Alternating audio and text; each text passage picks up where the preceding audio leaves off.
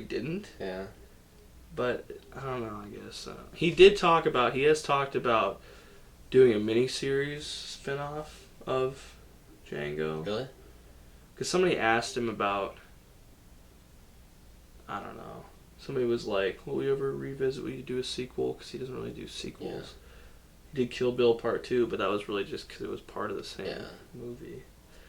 But he said, well, maybe. He's like, yeah, well, maybe if I, got HBO on board. I don't know. But he did say something about a miniseries or something. I don't know. I think it was with Django, yeah. Probably the worst cameo of his was in Django. Yeah. He plays an Australian guy. You cannot do an Australian accent. No. I say that to myself sometimes. I'm just like, what are you talking about? That's his Australian accent. What are you talking about? Shut up, black. His character is so stupid. It is too. They're. What do you do? It's just. But it's like I think his best one was in.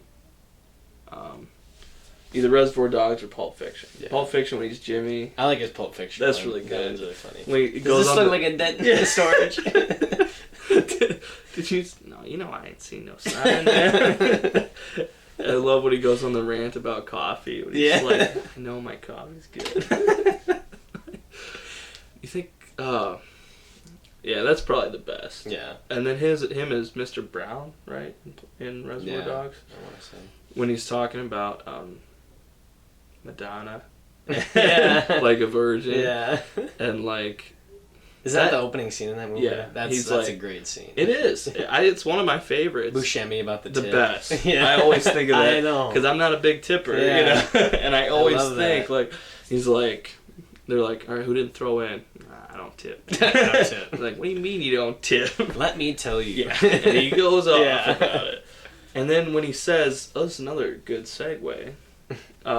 When he says, I used to be a waiter, I used to work in the service industry. He's like, and which is what I feel. Because if somebody does a bad job, I don't like. He was a little extreme, but I was on his side. But he said that he was a waiter, and so that's why he feels like they don't do a good job. They don't deserve it. And he also played the waiter Jack Rabbit Slim's in Pulp Fiction. Yeah. And so a lot of people think that those certain events happened on that same day because that's the thing about Quentin Tarantino too, is that all his movies are supposedly connected through events and characters. Like in Reservoir Dogs, Michael Madsen's character, Mr. What's his name? Is it Blue? Is he the one who went nuts? Or was he? Maybe he's Brown. I thought he was maybe Brown. Oh, maybe he is Mr. Brown. I don't know. No, that was Quentin, because I remember Quentin saying, well, that sounds too much like Mr. Shit. Oh, yeah. I don't remember what his name. Well, it doesn't matter. Yeah. But apparently his last name is Vega, and so his character is actually brothers with John Travolta's character in Pulp Fiction, Vincent Vega, and they're actually brothers. Which, fun fact really quick, that he was actually going to develop a movie called The Vega Brothers, spin-off starring those, but it never, went anywhere. Anyway, that's not important right now. But another connection is that apparently, in that one of the big scenes in Pulp Fiction, the reason they go to Jimmy's house, I'm not going to say why necessarily, when poor Marvin, what I'm talking about? Oh yeah. And they said the reason they didn't get pulled over, no cops saw what was clearly something happened, was because of that diamond robbery in Reservoir Dogs. So all the cops were there because they said when they came out, all the cops were there. So that's where they were focused.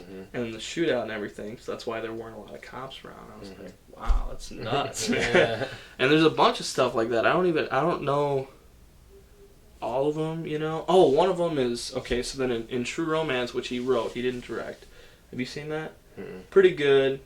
I really like it, but it's not directed by Quentin Tarantino. Yeah, so not the same feel. Right, but you can definitely tell his dialogue and just certain one of the things, the main character works at a comic book shop, and you're like, that's him, you know. Yeah. But anyway, in there, there's a Hollywood producer guy that they go to, and his dad or grandpa was the bear Jew from Inglourious Bastards, the one that had the baseball bat. That's his grandpa. They're related. Okay. And then the crazy Craig Coons, that the billfold of the first hit that Django did, the guy that was playing, one of his distant relatives was General Corporal Coons. Christopher Walken was Coons, so that was one of his distant relatives. And there's a couple more, but I've heard about them right off. And those are the only ones I know for sure. But that's super cool, and it's like crazy to just think about. Yeah, he was able to can connect all of them. Which is odd, and they're it's cool because like those are all very minor characters, except for Vegas, I guess. Yeah. But like it's cool that it really weaves together really well. Because if it was like the main character in this and the main character in that, you know, it'd be like, all right, come on, it's reaching a little bit. But no, it weaves together really well. All right, well, should we talk about The Hateful Eight? It's coming out. 8th film of him. Right, The Hate. Is it true that they said he's going to do 10 films and then retire? Well, I'm glad you brought that up because he did say that. Yeah. Well, yeah, because he said he had said this is going to be his 8th film, and he was like, he'd come out and said like, you know, it'd be really cool if I did 10 films and then called it quits. You know, he's like, I feel like I have a lot of good ones, and it would just really round out the whole series. Oh shit! I just thought of a movie that we didn't talk about. Death Proof. I haven't seen that one. Yeah, I haven't either. But I've heard that all right, just a second. he said that was the worst of his movies. Oh, yeah. He said that like he didn't think it was bad, but like as far as the standard he holds himself to, that was like the least. Anyway, I'm sorry, but yeah, he did say that 10. He's like I'm gonna quit after 10. When I heard it, I was kind of devastated. Yeah. I was like, I don't want you to quit, man. Like, you gotta keep doing more. You can't just do 10 movies, man. I mean, even if they are all masterpieces, you know, it's like you want to think that there's an end to it. You want to he can still come out with another one. Exactly. And I don't believe it. I honestly don't. Yeah, I hope it's not true. Because the reason is with this Hateful Eight is because, you know, there's a big controversy where the script got leaked online, and he was super pissed, like so mad that he said he wasn't gonna do it, and then he did. Because what happened was I think he gave the script to Tim Roth to read, and then Tim Roth's agent leaked it, and then a lot of people read it, and he got furious. You know, obviously. So, yeah. And he's like, all right, I'm not going to do the movie. Like, he's like, I'm not doing it. That's it. Like, you people, I got so mad. Yeah. He's like, maybe I'll release it as like a book or something. He's like, but I'm not going to do the movie. And then what kind of happened was, at one point, he had this public reading, not public, very exclusive sit-down read with some of the cast that he wanted or that had signed on. And he had so much fun with that he's like, all right, we're doing it again. Yeah. And which we were all like, yeah, we were all happy. Yeah. Fuck yeah.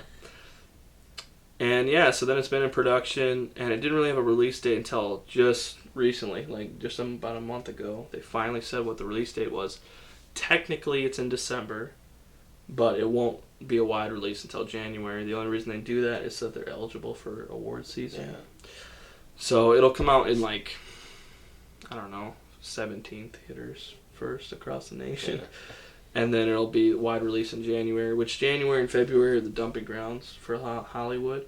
But now it's kind of becoming a different now mainly because of American Sniper last year. Mm-hmm. Came out technically in December, but got a wide release in January, and they made so much money that they were like, oh, let's start putting these. And I think part of the reason also is they'll make a bunch of money because there's no other good movies then. Star Wars will still be in theaters. Yeah. But still, it's going to make a bunch of money. Mm-hmm. And just recently I heard, because they've only released some pictures and stuff, which I wasn't super thrilled about, because right away when it's a Western, you know, we know that. And, you know, it's kind of like, you know, my fatigue of Django is a little bit like, do we really need another? Like, I love Westerns, but I didn't want another one of that, you know? But they released some pictures, and they were okay. They weren't great. Because it just, well, it was for like the Empire magazine or whatever, so they were real cleaned up and looked all brand new. And I was like, Western is supposed to be dirty, you know? But it was a picture, so it doesn't really matter. But just recently I heard a little bit of what it might be about, which really intrigued me. Which, do tell. Alright, it's an exclusive. Exclusive sneak peek. To this show. Quentin called me up, so it's alright to do it's it. like, alright, Luke, I want you to do this on your show. No, but apparently, have you seen the movie Clue? Based on, like, you know, the board game. I think I have. Pretty decent. I really like it, but it's kind of a weird movie. But apparently, but you know the basic concept. Yeah. Apparently, it's like that, but a Western contained in one house. I feel like you do pretty good with that. Right. Yeah. When I heard that, I got super excited because I heard because I thought it was just going to be a classic Western. There's going to be 8 of them, and they're just going to have like a showdown or something. But when I heard that, I'm just like, because I think it's something that's in the winter, and they're like all in this cabin, and then something happens. I don't know if it's like cabin fever, like where they're stuck there, and then something happens. They're trying to figure something out. I don't know. But when I heard that, I was like, that sounds awesome. Yeah. That could really make his dialogue shine, and I think it could be cool because if it goes back to just like a smaller kind of movie without not a non-grandiose scale, that could be really cool. I'm really excited about it. Yeah, definitely with all of his dialogue, like you said, just combined and captured in that one place. Yeah, I definitely got a little excited now that you said that. Yeah, and I don't know, like, that's all I know, and that doesn't really tell you a lot, but enough to be like, oh, what's that going to be like, you know? And I have reason to believe it's going to be awesome, you know? And even, like, I'm not expecting it to be the next Pulp Fiction, which you shouldn't either, you know? Like, it just, as long as it's a really good movie, which it probably will be, I'm just excited to see it. Like, I just want to see another Tarantino movie. I remember when Django came out, I was so pumped. Yeah.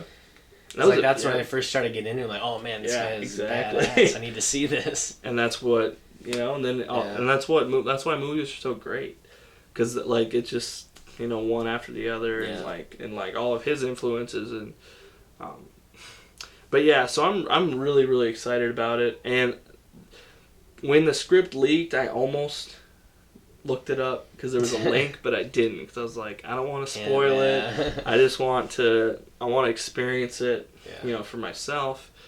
And that sounds really cool. I don't know. Yeah, definitely does. Because you're kind of like, well, what's it going to be? Like, is it a murder mystery? I don't know. Have you seen any pictures from it? Well, I know. I've just seen like the cover that they have for like it in winter. So that's the wagon and stuff, Well, there's like Samuel L. Jackson looking old and gruff. Really? And then he has like a white beard, sort of like not like a long beard, but. And then Kurt Russell's got this huge mustache. It's like huge. I'm like, all right, that's awesome. It's gonna be sweet. So that's all I know so far, but I'm gonna see it. Are you gonna see it? I think I might see it. Yeah. I'm not doing it. We got time. I don't know. All right. This is kind of I'm springing this on you right now. We haven't prepped this. Not that we've prepped much, but in the vein of like John Travolta having his comeback through Quentin Tarantino, what's one actor you would want Quentin Tarantino to have star to kind of not necessarily bring him back, but just to be in a great movie? And I have a couple ideas. One for sure, but one I thought you might enjoy too. But I'll let you think about it. I'll think about it. Okay. I'll find yours maybe. Are you ready I'm for this? ready for it.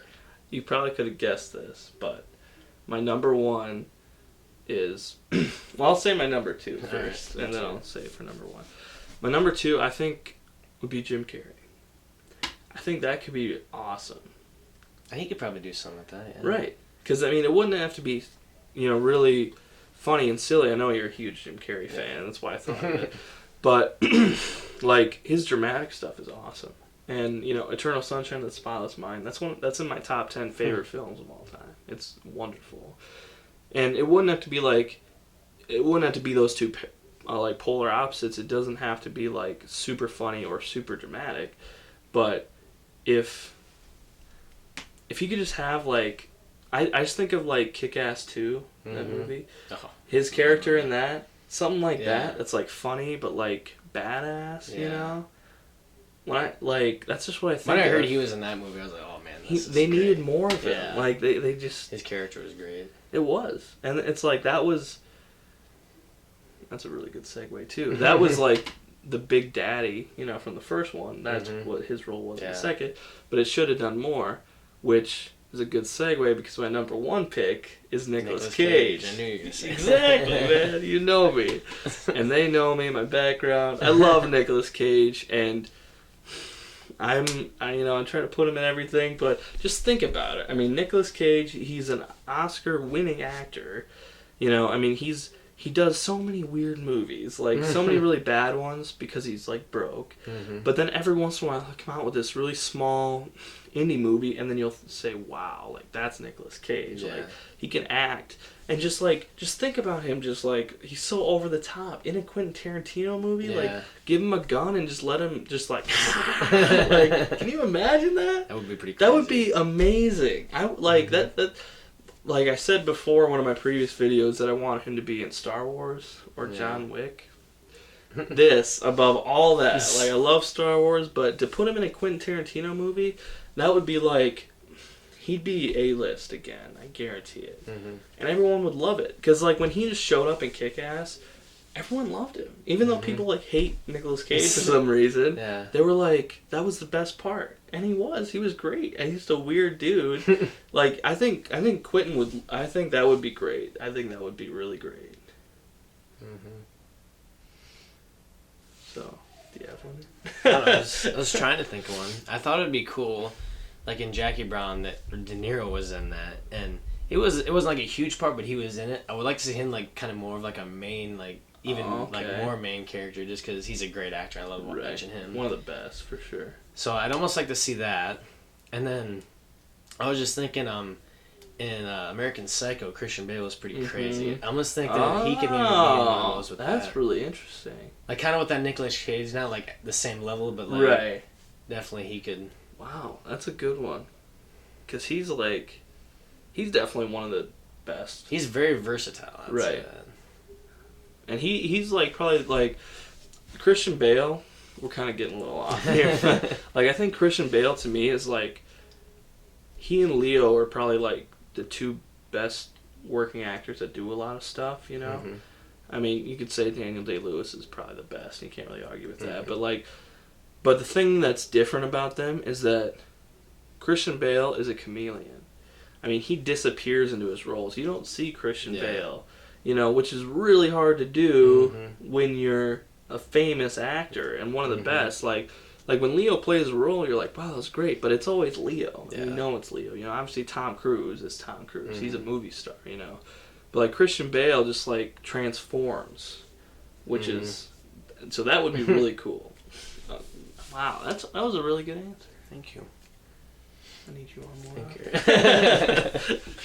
That's a good, and that kind of, it's a little, that's a really good answer. But what I was thinking about today was like, Quentin Tarantino, he's written scripts. He's a writer first, you know, and he's written for other movies. He's so talented at writing. Hasn't he done like a few like CSIs or something? Didn't he like direct? I heard he directed a couple episodes. Yeah. See, I should probably know that. Yeah, I think I just heard that one time, but I'm sure he has. It'd be pretty cool just to watch that episode. Right, and you probably see something there. It's like, see how that camera moves? That's classic Quentin. See how he zoomed in? Classic. That zoom in there is a Quentin zoom. But I was thinking today, like, he's only directed things that he's written. He's only directed his own stuff, but other people have directed what he's written. Because there was a while when Star Wars got bought by Disney, they were trying to find a director for Episode 7. And Quentin was one of the first guys they went to, and he was like, no, I don't want to do it. Yeah. I can't I couldn't see it. Like, I couldn't see it either. I can't see him, like, doing something that isn't his. Right, exactly. And Star Wars, I mean. And that's what I'm thinking, because I'm like, that's the reason, like, I kind of believed him about the 10 films thing, is because he only does what he writes. Yeah. And, like, writing great material, it's not easy. Yeah, it's not just something I'm going to write a really great movie. And he says, like, he said straight up, he steals from other things. Like, he's such a huge fan of film, probably more than anyone else. He just takes things from everywhere and uses them, which is what art is, but people don't really get that, you know? Like, we're doing a video right now.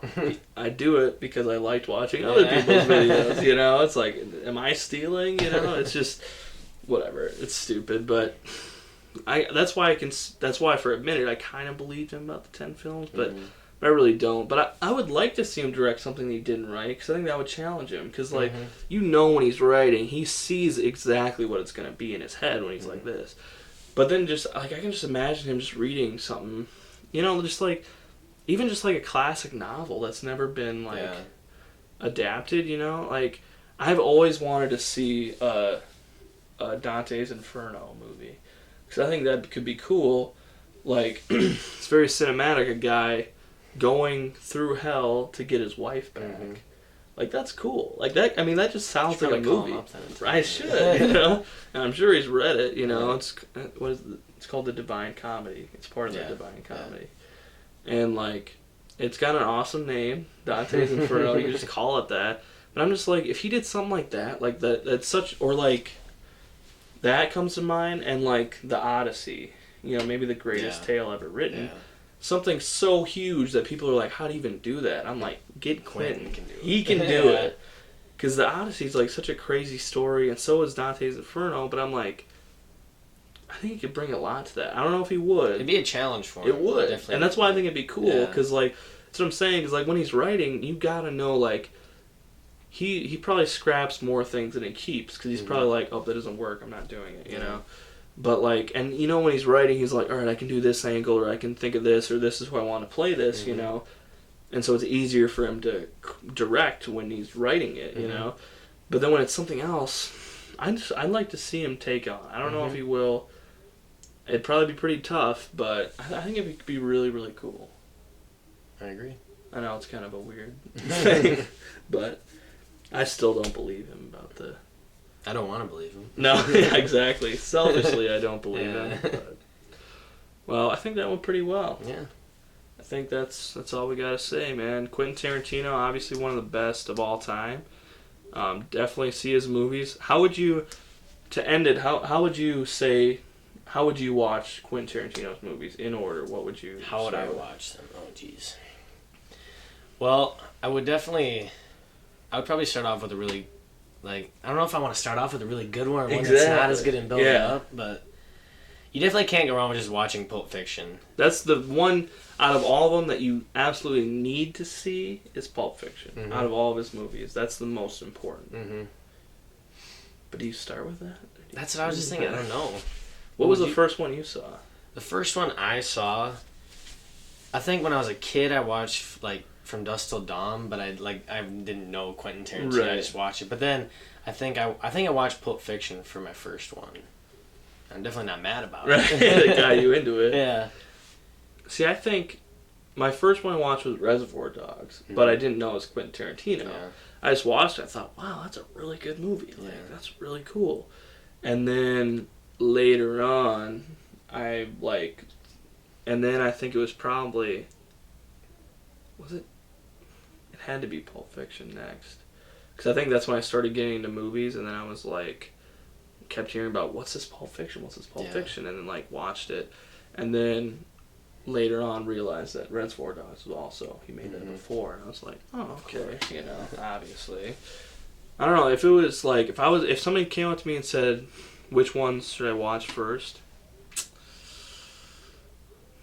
That's tough. I would say, man, maybe start with Pulp Fiction. Because then you kind of, like, that's the best. Yeah. And you know it's the best. And that'll kind of whet your appetite, you know, and then go back. I want more. Right. But, like, the most tame is probably... It's hard to say. There's not really a lot of tame ones. Reservoir Dogs, but there's still, like, the really bloody scene. Like, I'm fucking dying, man. I'm fucking dying. You're gonna be okay. You're gonna be okay. Say the goddamn words. I'm gonna be okay. That wasn't a bad impression. I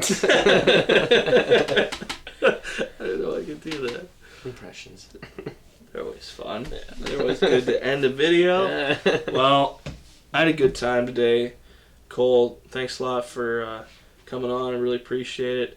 Where can people find you on Twitter? Unless you don't want them to find me. You can find me at Cole_Atch. So you can find me on Twitter. COL_ACH. Yep. On Twitter. He's a really good tweeter. He doesn't have Facebook.